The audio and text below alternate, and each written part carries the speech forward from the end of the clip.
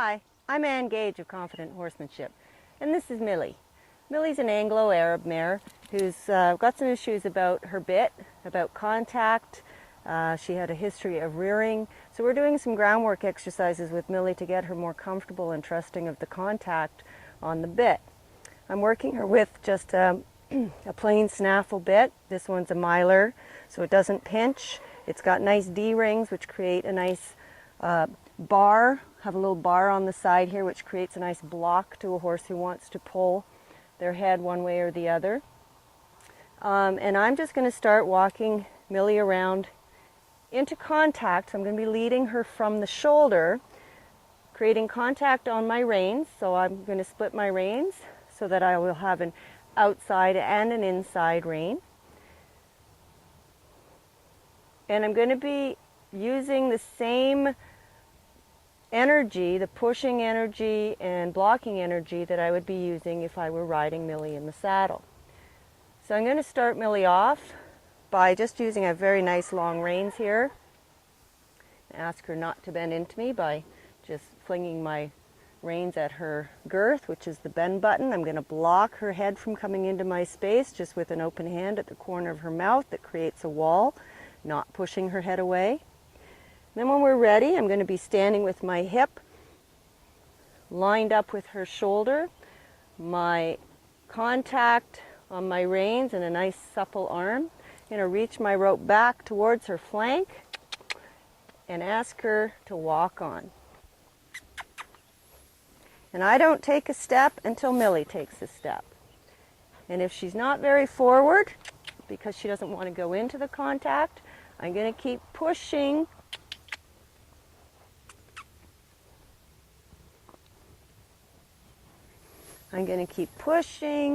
with my reins towards her flank. Flank is the go button on the horse.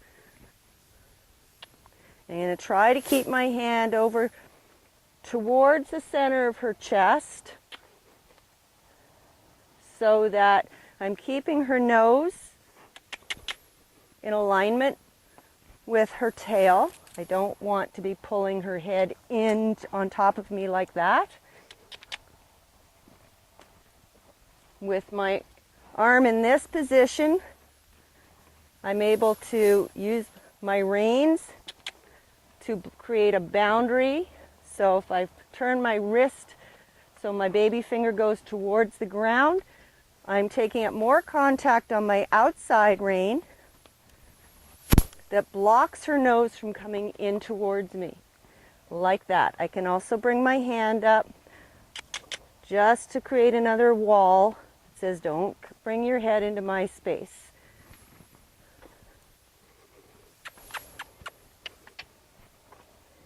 And often when a horse is worried about contact, they don't want to go forward. So you do a lot of push, push, push. Now you can be using a whip. A dressage length whip is good to extend your reach if you don't have these long reins. You could be doing this with a halter and a lead rope, just for teaching your horse initially to go forward into contact on the head before you introduce a bridle. And from here, I'm almost in the same position I would be if I were sitting on her back. So it simulates riding from the ground. There we go.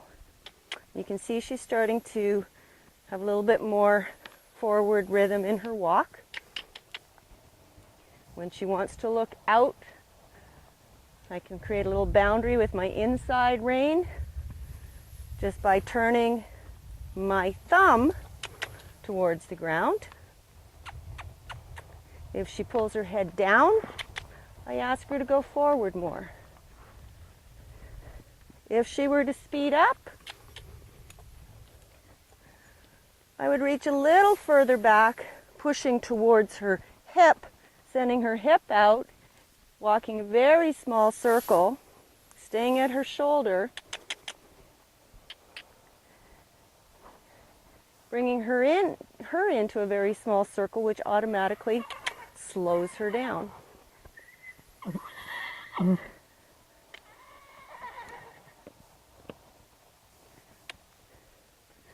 Right now, she's walking nicely into her contact, and her head comes up a little. I'm just blocking that with a little downward pressure.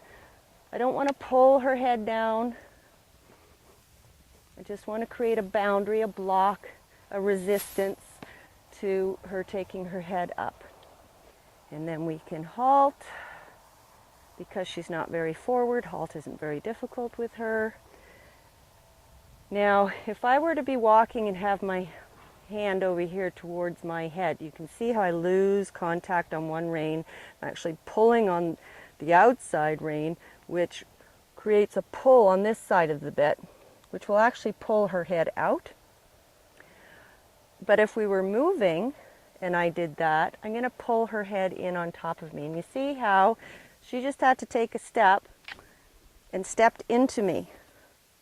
But that was only because I pulled her off balance by pulling her head in. We want to keep this alignment of the pole through to her tail. So when we're bending, when she's bending to go around a circle, her nose still stays in the center of her chest. When her nose gets again pulled over this way, it causes this shoulder then to move out. So when you're doing that, when you're riding, and your horse will keep drifting out to the right if you keep pulling on your left rein. Because Millie already has issues about the bit and bridle and contact, I don't want to do that to demonstrate it with her.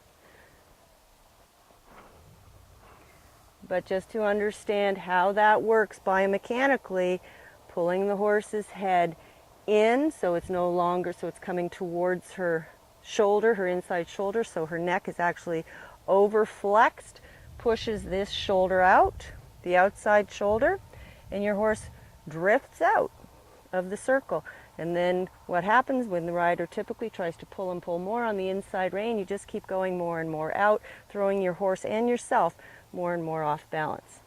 So whether you're doing this on the ground or while riding, it's important to maintain, have even contact in both reins so that you can create little boundaries that keep your horse's nose lined up with the center of her chest. Push her forward into that contact and have a nice soft following arm, soft shoulder, soft elbow, soft wrists that just follow the movement of the horse's head. And when we don't want to follow anymore, when we want to halt or slow the horse down, we stop following with the elbow and half halt. Now that time she pushed through my block, so I'm going to push her around, and I would do this under saddle too, into a smaller circle, ask again, and that time she gave to my block. Good girl, Millie. For more tips on confident horsemanship, visit my website, www.angage.com. See you there, and enjoy your ride.